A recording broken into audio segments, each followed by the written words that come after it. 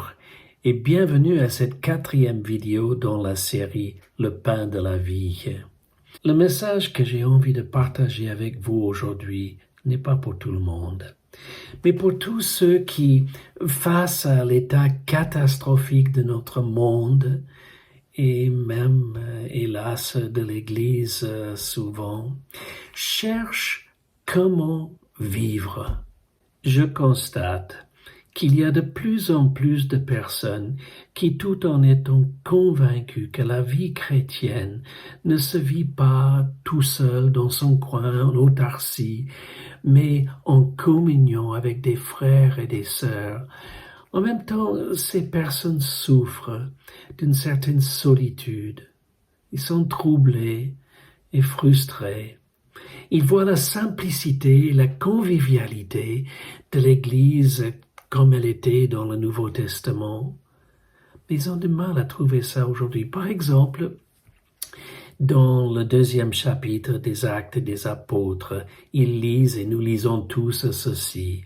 Ils persévéraient dans l'enseignement des apôtres, dans la communion fraternelle, dans la fraction du pain et dans les prières. Et leur communion spirituelle était tellement intense que même leur vie matérielle était aussi partagée.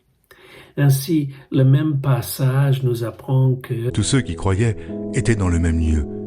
Ils avaient tout en commun. Ils vendaient leurs propriétés et leurs biens et ils en partageaient le produit entre tous, selon les besoins de chacun. Ils étaient chaque jour tous ensemble, assidus au temple. Ils rompaient le pain dans les maisons et prenaient leur nourriture avec joie et simplicité de cœur. Beaucoup de simples chrétiens ne comprennent pas pour quelles raisons ils ne peuvent pas jouir aujourd'hui de cette même simplicité évangélique. Bien sûr et heureusement, ce n'est pas partout pareil. Mais le fait est que beaucoup de chrétiens souffrent aujourd'hui d'une certaine pauvreté spirituelle et même de la solitude.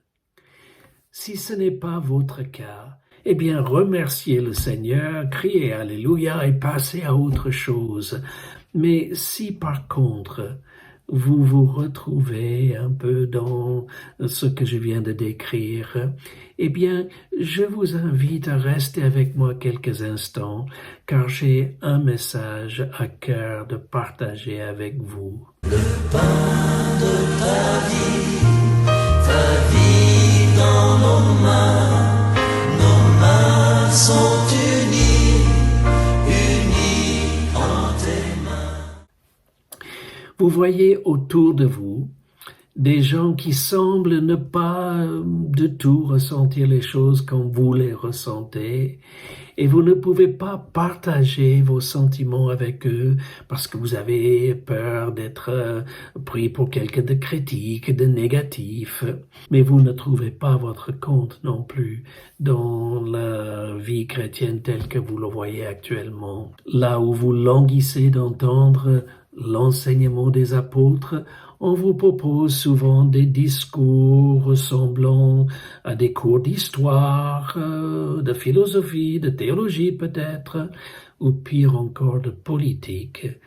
Et tout cela ne vous apporte rien pour vous aider à mieux vivre votre vie chrétienne au quotidien. Quant à la communion fraternelle, vous êtes nombreux à fréquenter des lieux de culte où vous connaissez peu de monde et où il y a peu de monde qui semble s'intéresser à ce que vous vivez.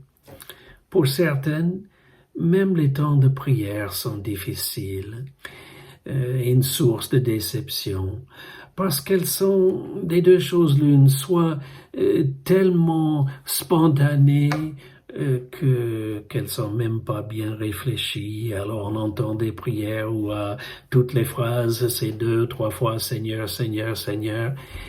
Et d'autres encore sont tellement structurées de si belles phrases écrites d'avance, toutes formelles, qu'elles sont dépourvues de toute spontanéité. Alors vous vous sentez loin de la persévérance dans la prière préconisée dans les Actes des Apôtres. Vous ne savez pas où vous tourner. Parfois, les dirigeants des églises, conscients que tout n'est pas parfait, se lancent dans des programmes et des stratégies et des méthodes pour essayer d'améliorer, de moderniser, d'attirer d'autres personnes, parfois investissant même des sommes d'argent importantes. Mais une fois que tout est mis en place, il y a peut-être beaucoup de monde, beaucoup de bruit, mais est-ce que c'est pour autant que la faim et la soif d'une vie spirituelle profonde sont atténuées? Certaines me trouveront décidément vieux jeu, mais quitte à passer pour être un dinosaure, laissez-moi être honnête. On a beau changer l'orgue et le piano pour des guitares et le tambour, et je n'ai rien contre une guitare, puisque j'en ai joué pendant des années avec joie, mais on a beau remplacer les beaux habits de dimanche avec jeans basket de tous les jours. On a beau organiser des soirées pour la jeunesse qui, sous prétexte de glorifier le Seigneur, ressemblent comme 2 gouttes d'eau à des concerts rock mondains. On ne s'approche pas pour autant du modèle de l'Église préconisé dans la parole de Dieu, ou comme disait l'apôtre Paul, que tout se fasse avec bienséance et avec ordre. Maintenant, pour vous qui languissez pour autre chose, j'ai 3 choses à vous dire. La première sera peut-être dure à entendre et pourtant nécessaire. C'est que, en dehors de l'éventualité d'un grand réveil spirituel, cela va aller de pire en pire. Je parle d'un réveil spirituel, peut-être que j'aurais dû dire plutôt un éveil spirituel, puisqu'on ne peut pas réveiller ce qui n'a jamais été vivant. Mais une telle chose est-elle encore possible de nos jours? Et si oui, à quoi ressemblerait-elle? Si nous regardons le peuple d'Israël, peuple que Dieu a choisi pour manifester sa gloire au monde, à travers toute son histoire, il y a le récit d'un enchaînement de moments de grande bénédiction, d'obéissance à Dieu, de victoire sur les ennemis, suivi de relâchement, de compromis, de désobéissance et de malédiction. Lisez ce qui se passait dans le livre des Juges, avec un cycle sans fin d'envoyés de Dieu pour dénoncer dans la puissance du Saint-Esprit le péché d'Israël, suscitant la repentance, le détournement du mal et le rétablissement de la bénédiction de Dieu. Dieu n'a pas changé. Il demeure prêt à accueillir ceux qui, se repentant de leur désobéissance, se tournent vers lui, implorant sa grâce. Mais si Dieu n'a pas changé, malheureusement, le diable non plus. Chaque fois que les choses allaient bien en Israël, au bout de quelques années de paix, de prospérité, Satan, avec sa ruse, commençait à attirer le peuple vers des dieux païens. Et il baissait leur garde et raisonnait peut-être comme ceci. Après tout, nos voisins ne sont pas tous des méchants. Leur religion est peut-être différente un peu de la nôtre, mais qu'est-ce que ça peut faire? Si on se met en question, si on fait un peu comme eux, tout le monde sera content et en plus nous pourrons tous bien nous amuser. Que croyez-vous que le diable est en train de faire aujourd'hui? Après tout, le monde n'est pas si mauvais que cela, dit-il. Toutes les religions se valent, dit-il encore. Cela n'a pas d'importance du moment qu'on croit en quelque chose. Et puis les vieilles règles concernant la moralité, le mariage, la pureté sexuelle, la fidélité, le mensonge, qu'est-ce que cela peut faire si on ne fait du mal à personne? Un petit mensonge pour plaire à mon père ou ma mère, ou mon fils ou ma fille. Où est le problème s'ils entendent ce qu'ils ont envie d'entendre? Alors petit à petit, le poison s'infiltre partout et même, hélas, dans l'Église. Mais pourquoi? Parce que tout comme Israël, nous ne sommes pas restés fidèles à tout ce que Dieu ordonne dans sa parole. Alors à quoi ressemblera l'éveil spirituel? Tout d'abord, il sera marqué par une soumission incontournable, sans compromis, à l'autorité de la parole de Dieu. Cela, c'est le b.a.-ba de la vie chrétienne. Mais hélas, de nos jours, il est souvent négligé et parfois même carrément rejeté. Dans de nombreux pays du monde, et peut-être surtout en Europe et en Amérique du Nord, des églises se sont divisées avec perte et fracas souvent entre les uns qui tiennent à l'autorité de la Bible, les autres qui se compromettent avec des principes et théories de moralité qui sont tous étrangers aux Écritures, soutenus par des raisonnements intellectuels et prétendant que ceux qui prônent la fidélité à la Bible excluent des personnes que Dieu aime. Or, la réalité est que la Bible, en dénonçant le péché, révèle aux hommes leur besoin de Dieu et de sa grâce offerte à quiconque croit. Mais ne vous trompez pas, si nous ne nous inclinons pas devant l'autorité de la Bible, notre avenir sera semblable à ce qu'Israël a vécu chaque fois qu'il s'est éloigné des principes que Dieu avait ordonnés par Moïse et ensuite par Josué. Et le tout premier de ces principes dont Jésus lui-même ferait plus tard l'écho était celui-ci. Tu aimeras l'Éternel, ton Dieu, de tout ton cœur, de toute ton âme et de toute ta force. Et Jésus ajoute, Tu aimeras le Seigneur ton Dieu de tout ton cœur, de toute ton âme et de toute ta pensée.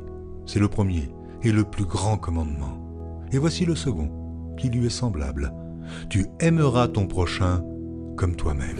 Pain de ta vie dans nos mains sont unies en tes mains. Quelqu'un me dit-il, mais Donald, tout cela on l'a entendu 1000 fois, mais je ne suis pas capable de vivre comme cela. Et c'est justement là où pourra commencer l'éveil spirituel. Car c'est lorsque je prends conscience de l'état minable, misérable, méprisable de mon âme et de mon incapacité de faire ce que Dieu demande, que je viens devant lui dans la repentance en déversant ma misère et mon besoin de sa miséricorde et de son pardon. Et c'est là où il est prêt à me donner son Saint-Esprit pour tout changer, pour me rendre capable de l'aimer et d'aimer mon prochain. J'ai reçu en cadeau récemment un petit livre de méditation écrit par Gilles Geiser qui, parlant de ces 2 commandements essentiels de Jésus, a écrit ceci: « Pour vivre ce que Dieu nous demande, pour vivre l'essentiel, la grâce est indispensable. Pourquoi? Parce qu'elle produit naturellement dans nos cœurs ce que la loi demandait de vivre, mais qui demeurait inaccessible. Dans le cœur de celui qui le reçoit, la grâce engendre naturellement de l'amour pour celui qui l'a donné. » Mais je vous ai annoncé que j'avais 3 choses à vous dire. Vous avez entendu donc la première, que les choses vont aller de pire en pire, sauf s'il y a un grand réveil spirituel. Mais voici la seconde. Quel que soit le degré de votre solitude, de votre déception, de votre tristesse, tenez bon. Écoutez ce que disait Jésus dans l'évangile de Jean. Voici l'heure vient, et elle est déjà venue, où vous serez dispersés chacun de son côté, et où vous me laisserez seul. Mais je ne suis pas seul, car le Père est avec moi. Je vous ai dit ces choses afin que vous ayez la paix en moi. Vous aurez des tribulations dans le monde, mais prenez courage, j'ai vaincu le monde.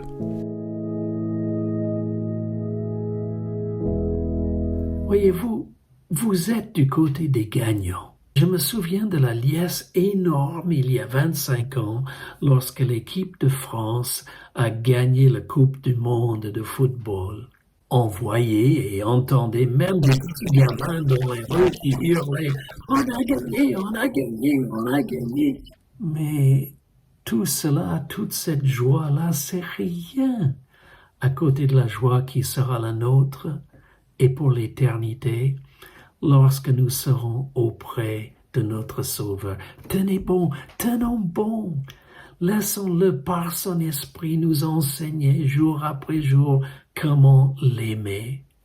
Comme disait un être cher dans un message lorsque je préparais cette vidéo, nous ne sommes pas sur terre pour que Dieu nous serve et nous garantisse le bonheur, mais pour que dans les cieux nous glorifions Dieu.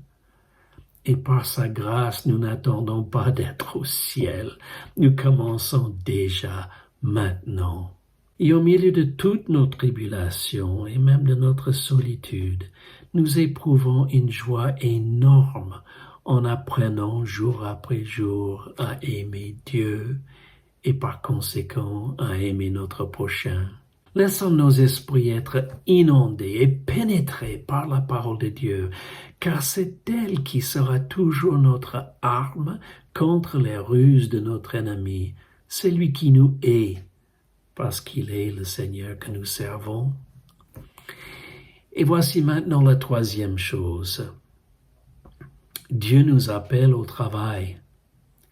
Quelle que soit la réalité de l'inadéquation, de l'infidélité de l'Église qui vous déçoit, nous sommes appelés tous à porter à ce monde qui se perd le message de la grâce de Dieu offerte par le sacrifice de Jésus sur la croix.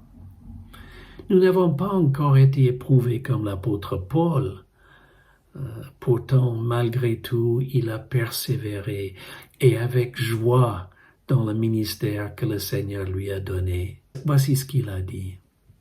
Mais dans toutes ces choses, nous sommes plus que vainqueurs par celui qui nous a aimés. Car j'ai l'assurance que ni la mort, ni la vie, ni les anges, ni les dominations, ni les choses présentes, ni les choses à venir, ni les puissances, ni la hauteur, ni la profondeur, ni aucune autre créature ne pourra nous séparer de l'amour de Dieu manifesté en Jésus-Christ, notre Seigneur.